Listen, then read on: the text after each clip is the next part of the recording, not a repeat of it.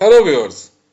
आपने video game Assassin's creed के बारे में सुना होगा और आप में से बहुत लोगों ने इस गेम को खेला भी होगा। लेकिन क्या आपको मालूम है कि असैसिन्स क्रीड के पीछे बेसिक आइडिया किसी किताब या किसी नॉवल से नहीं बल्कि रियल लाइफ इवेंट्स और रियल लाइफ पीपल से लिया गया है। तो आज की वीडियो में हम आपको बताएंगे कि असैसिन्स क्रीड क्या थी, कौन लोग थे और इस वक्त इस क्रीड का क्या स्टेटस है। हम स्टार्ट करते हैं एक रियल लाइफ स्टोरी से। हम आपको लेके चलते हैं 11th सेंचुरी ईरान में, जहां 3 दोस्त रहते थे जिनके नाम थे उमर, अली और हसन। तीनों बहुत गहरे दोस्त थे और एक शाम उन्होंने वादा किया कि अगर इनमें से किसी एक को कोई अच्छा हुकूमत में ओहदा मिल गया तो वो बाकी 2 दोस्तों को भी तरक्की करने में मदद करेगा। बहुत सालों के बाद उनमें से एक दोस्त जिसका नाम अली था, वो बादशाह का वजीर बन गया। तारीख उस शख्स को, उस दोस्त को, अली को निजामुल मुल्क तूसी के नाम से जानती है, जो कि 30 साल तक सेल्जूक एम्पायर का चीफ मिनिस्टर या वजीर रहा। वजीर बनने के बाद तूसी ने अपने दोस्तों को ऑफर किया कि वो उनकी मदद करने में तैयार है। इनमें से एक दोस्त ने उसकी ऑफर एक्सेप्ट कर ली, जबकि दूसरे ने शुक्रिया के साथ उसको डिक्लाइन कर दिया। जिस दोस्त ने ऑफर हेल्प लेने से इनकार कर दिया, हिस्ट्री उसे उमर खयाम के नाम से जानती है, जो कि पर्शियन लैंग्वेज के बड़े शायरों में से एक है। जबकि वो दोस्त जिन्होंने मदद की, हुकूमती ओहदे लेने की ऑफर एक्सेप्ट कर ली, हिस्ट्री उन्हें हसन सिबाह के नाम से जानती है और ये हसन सिबाह हैं जिन्होंने असैसिन ऑर्डर की बुनियाद रखी। अब हम आपको थोड़ा सा हसन की लाइफ के बारे में बताएंगे। वो कुम में 1050 में पैदा हुए। कुम ईरान का शहर है जो तेहरान के करीब है। एक शिया फैमिली से उनका ताल्लुक था। जब उनकी उम्र 17 साल हुई तो उन्होंने शिया की एक और सब सेक्ट है, इस्माइली शियास, वो अकीदा अपना लिया। उस वक़्त ईरान में सल्जूक किंग्स की हुकूमत थी। सल्जूक एथनिकली तुर्क्स थे, लेकिन रिलीजियसली वो उनका ताल्लुक सुन्नी सेक्ट से था। इससे पहले कि हम आगे चलें, आपसे रिक्वेस्ट है कि अगर आपने अब तक मेरे चैनल को सब्सक्राइब नहीं किया तो काइंडली इसको @LDS सब्सक्राइब कर लें। अब हम आपको बताएंगे कि असैसिन्स का ओरिजिन, आगाज कैसे हुआ। इसके लिए हम आपको तकरीबन 2000 साल पीछे ले चलेंगे। प्रॉफिट की डेथ के बाद 1632 में मुसलमान 2 ग्रोहों में बट गए। बेसिक सवाल यह था कि नबी का सही जानशीन कौन है। एक ग्रुप ने, जो कि माइनॉरिटी ग्रुप था, उन्होंने अली को सपोर्ट किया कि उन्हें मुसलमानों का लीडर बनना चाहिए। अली प्रॉफिट के सन इन लॉ और कज़न थे और पूरे अरब में अपनी ब्रेवरी और अपने विजडम की वजह से मशहूर थे। लेकिन ये ग्रुप जो है वो नाकाम हो गया और खिलाफत अली को ना मिल सकी।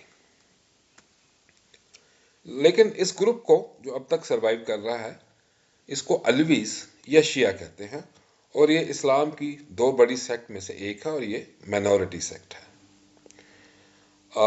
ईरान उन कंट्रीज में से एक है जहां पे शिया मेजॉरिटी में भी हैं और जहां पे हुकूमत भी उनकी है।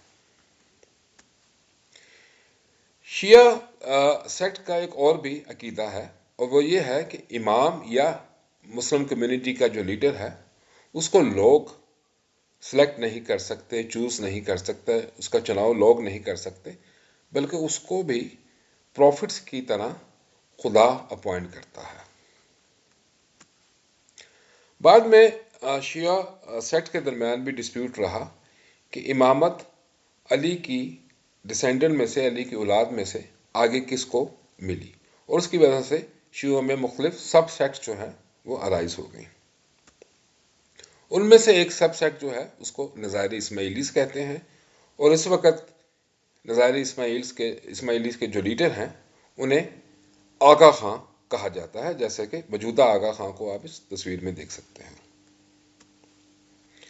نظائری اسماعیلیز کیونکہ شیعہ سیکٹ سے تعلق تھا تو ان پہ سلجوق کنگز نے بہت زیادہ ظلم کرنا شروع کر دیا، اور مجبوراً اسماعیلیز کو بھی اپنے آپ کو ملٹریلی آرگنائز کرنا پڑا۔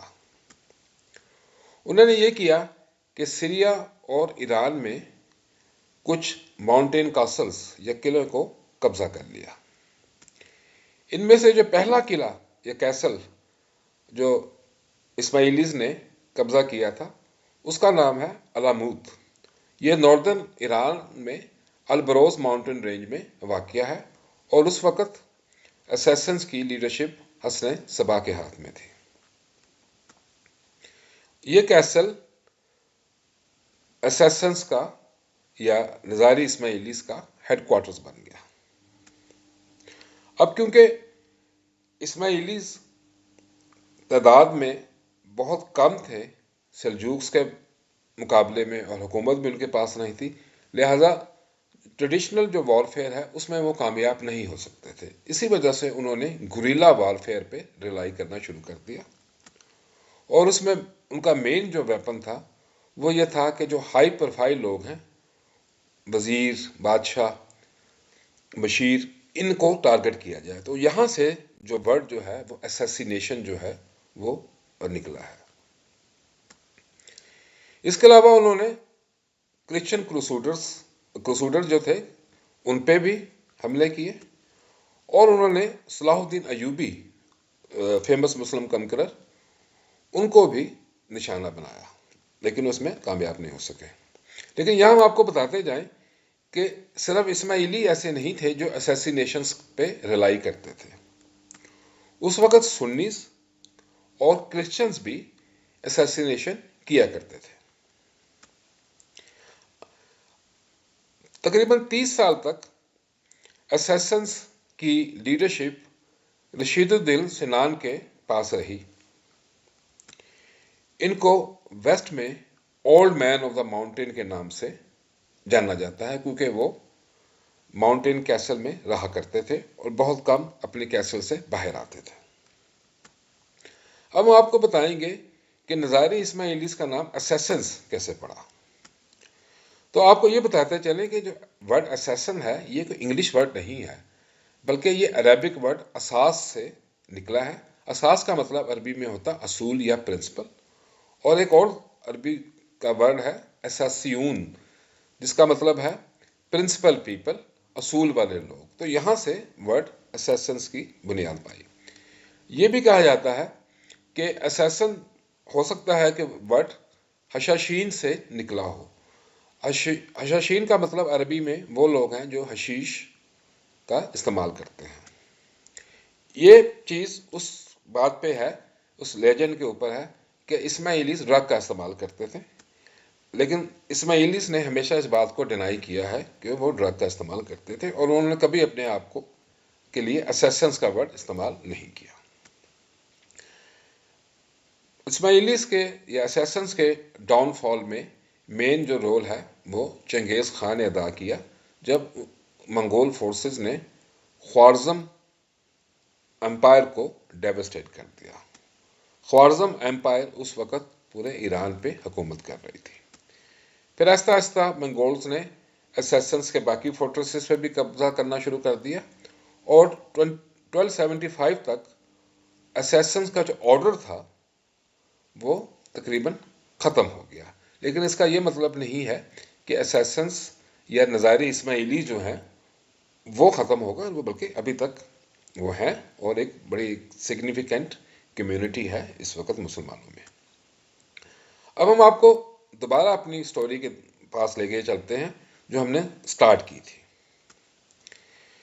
علی، جس کو نظام الملک طوسی کے نام سے مشہور ہوا اور جو وزیر بنا سلجوق امپائر کا، اس کو 1292 میں اسیسینیٹ کر دیا گیا تھا، اور جس نے اسیسینیٹ کیا تھا وہ علمود فورٹرس جو کہ اسیسنز کا تھا اس کا رہنے والا تھا۔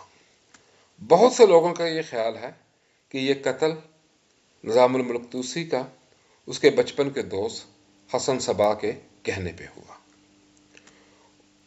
امید ہے آپ کو یہ ویڈیو پسند آئی ہوگی۔ آپ سے ریکویسٹ ہے کہ کائنڈلی میرے چینل کو @ سبسکرائب کر لیں۔